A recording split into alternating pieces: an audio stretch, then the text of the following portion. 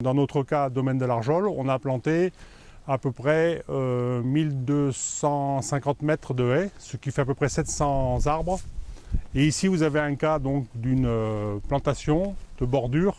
Et dans ces plantations de bordure, on a cherché à mettre des plantes qui sont intéressantes au niveau des auxiliaires pour la vigne. Donc là, dans ces parcelles, on a du chêne pubescent, du micocoulier, du cornouiller sanguin, et des tas de variétés qui sont intéressantes au niveau des auxiliaires de la vigne.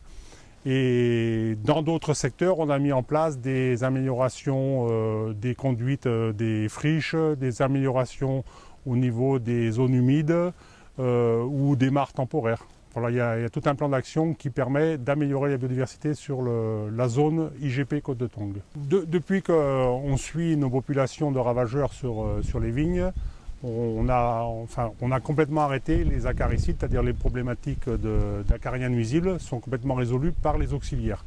Alors, ce qui se passe, je ne sais pas si c'est les techniques d'entretien du sol ou les choix des produits ou le fait d'améliorer la biodiversité des bordures.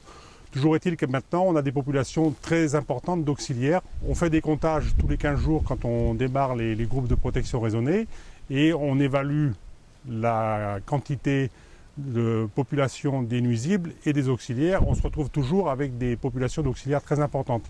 Donc là, on n'est même pas dans un équilibre naturel, on est dans un déséquilibre favorable.